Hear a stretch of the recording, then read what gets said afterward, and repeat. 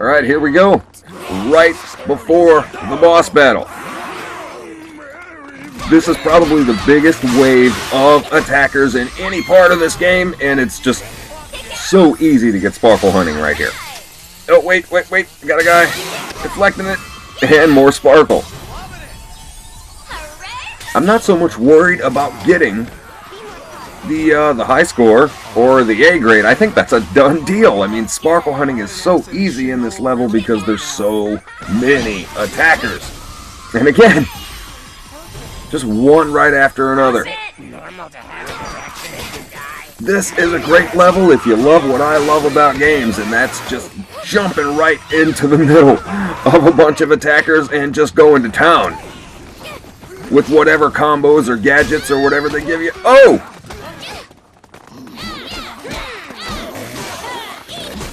Now, we've seen it all before. The firemen are not easy to beat down, but there we go. And again. Oh, very cool. Yeah, we've got a name zombie right there, so she's going to take a little bit. Or maybe not. Wow, that didn't take very long at all. Cool. Got one more fireman. And all good.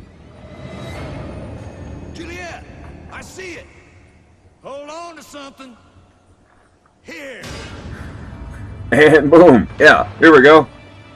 Domino effect.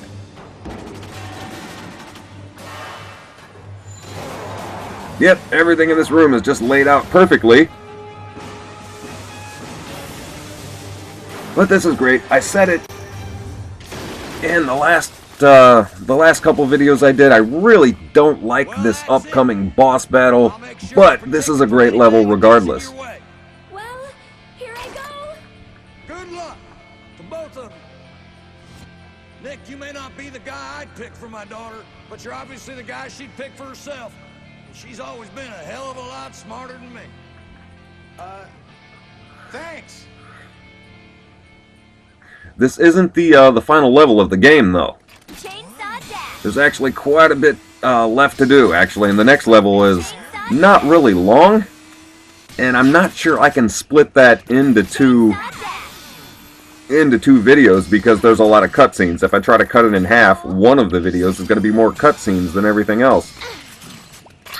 But here we go. Down into it. This is a really hard boss battle, which you'd probably expect because this is a really hard level. This is incredible. Juliet, you actually made it. Fantastic. You! How could you do this? To our school! To the people we loved! What? And same guy, cause of the problem, but we've got one more Dark Purveyor. This guy, who we haven't seen up until this point.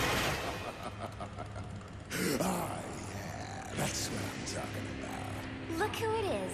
It's your classic 50s rocker. We've had a punk zombie, we've had a metal zombie, we've had a folk zombie, we've had a funk zombie. Wasting all my dark purveyors. Poor Lewis here is the only one left. And there's about to be none.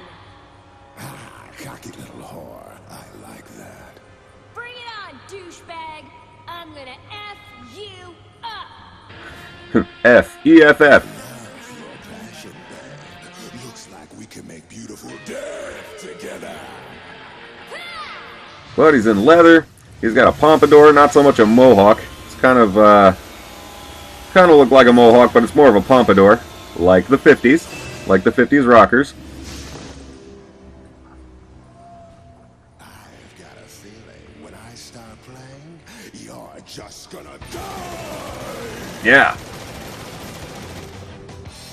Okay, look at this. Influences: Chuck Berry, Eddie Cochran. Roll is here to stay. You're not. The earliest form of rock and roll, well, since the white boys started doing rock and roll, which was Elvis.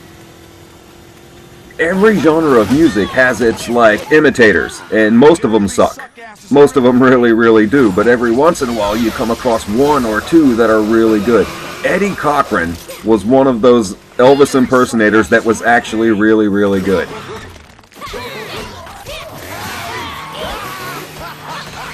My favorite song by him, it's actually called 20 Flight Rock. That's my personal favorite, but he died when he was 21. He died in a car accident. Hold on. Ah, there you go. He died when he was 21, and the best thing he's probably known for was Ain't No Cure for the Summertime Blues. He co-wrote that song. But it also said Chuck Berry. The cool contrast I like between Elvis and Chuck Berry is that Chuck Berry was actually a country player. He actually came from playing country music. He was a black guy who wanted to sound white. If you listen to any of his music, for that matter, he was trying to appeal to a mainstream, was trying to appeal to a mainstream white audience, whereas Elvis was the exact opposite of that. He grew up in Tupelo, Mississippi, surrounded by a bunch of blues guys, a bunch of R&B guys. He was a white guy that wanted to sound black. So the two godfathers, if you don't count Little Richard, who was awesome, if you don't count Little Richard, Elvis and Chuck Berry are the two godfathers of rock and roll in general. And they were like polar opposites of each other. Their sounds were completely different. This boss battle, the thing I really don't like, there's a lot of things actually I don't like, but this guy is on a vehicle for the entire time. It starts off as a motorcycle, and he's just running around in circles, so you can't use your chainsaw blaster that much because it's constantly a moving target. You try to aim at him and he hits you. Which is why I use this chainsaw dash into the tornado so much. See, the chainsaw blaster, you can't get a beat on the guy. And the only way to get him, well, not the only way, but you can try to run up to him and slash him, but you're going to take some damage. Okay, there we go. Part number 1.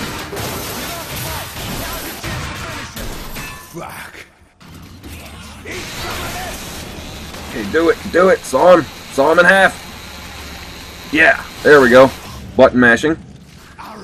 And we took his legs off. Now we gonna fly. You ready? Now let's go to the depths of hell.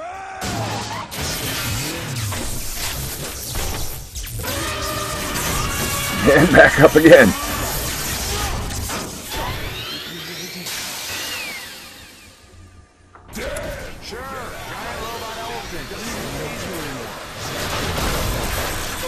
But similar to Mariska, the folk zombie that we fought. Once you do one thing, then she comes back again. You think it's over, and then something else happens, and then you finally figure out how to beat that, and then something else happens again. It just goes on and on. This boss battle takes that to the extreme. The problem is that it's kind of the same thing over and over and over again. Whoa! Oh, see that right there, that was just dumb luck. That we ended up behind this pillar. Usually when he's shooting at you like that, you're right out in the middle of the floor and there's no way to get out of the way. You are going to take some serious damage in this boss battle. But every time you defeat one wave like this, he comes back, and he just keeps circling around you, and he keeps shooting you with different things, but it's the same thing over and over again, and it just goes on and on.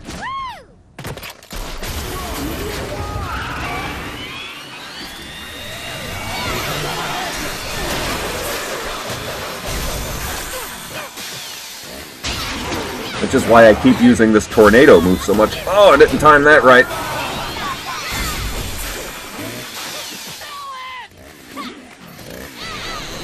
Because again, when he's circling you on his vehicle, it's really hard to run up on him and slash him with the chainsaw. You can't aim with the chainsaw blaster worth of shit.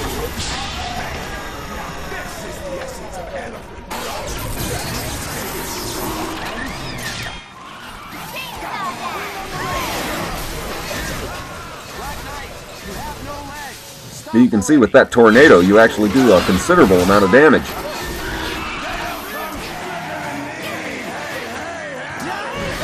Oh, man.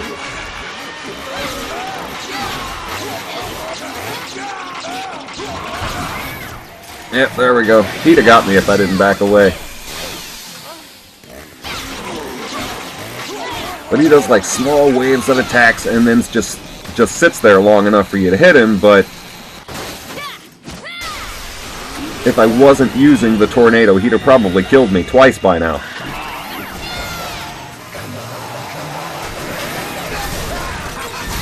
Yeah. Oh, man.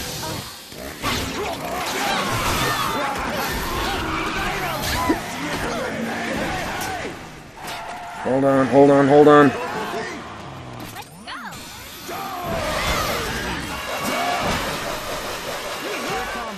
Watch out, Juliet. Yep, gotta get in close. There we go. I'm gonna slash him again.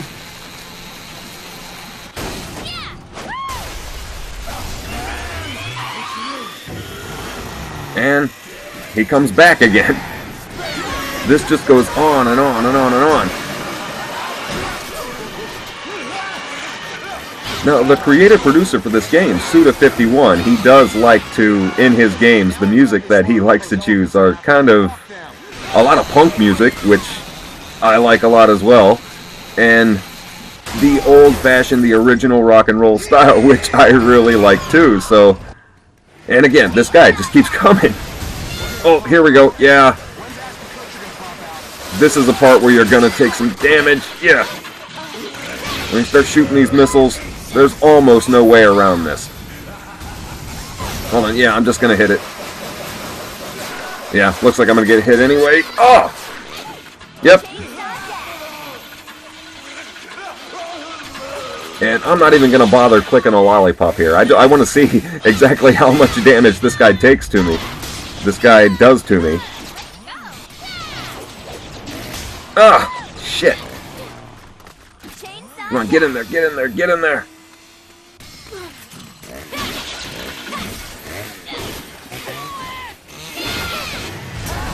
Oh, man. Got it. Oh, I didn't think I was going to get it. I didn't think they were going to let me have it.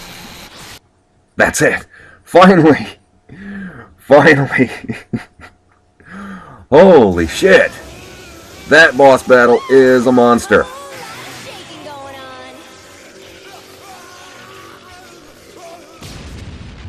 And the rest of this is cutscenes. Now, like I said, the next level of the game is a lot of cutscenes. And it's the very end. The next level is the very end.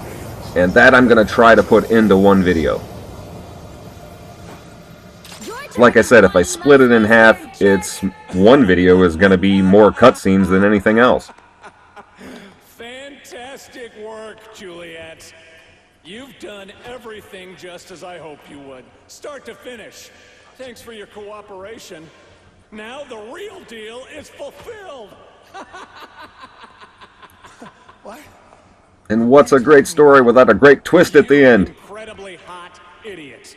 I told you, for the gates of hell to open, a ritual must be enacted. And you were part of it all along. Right. I set this whole thing up, you fools! Now the ceremony has been completed. A pawn, you, had to sacrifice 5 pre-selected zombies, and they must utter the sacred words at the point of their death. Right, there it is.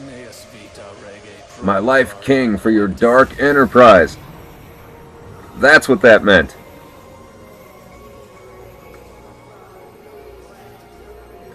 But if you notice, the music during this cutscene, again, this is original music made strictly for this game, really atmospheric, really creepy. It is a zombie game after all, so... What? Me? Yes, Juliet, you, bitch! Boom!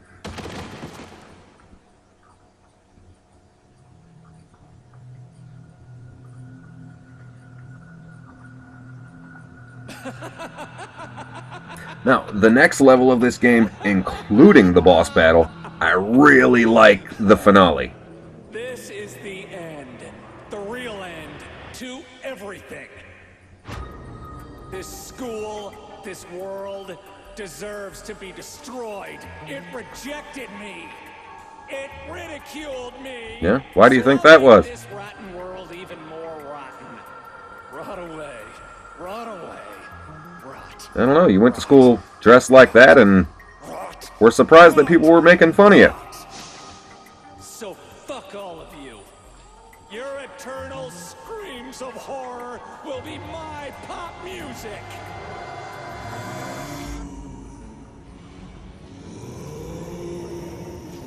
Alright, yeah.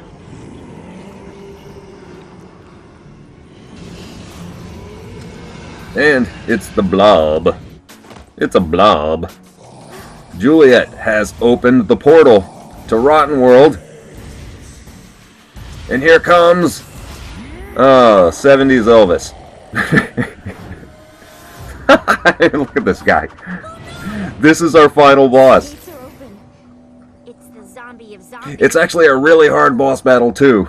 Completely different than this one was, but equally as hard. Worst day ever. Yeah, not quite. But this was a hard boss battle, and let me see my score. I gotta see what I did. A+, A+. Yes! Yeah, oh man. Whew, okay. That was a monster. Alright, thank you guys so much for watching. I will see you next time.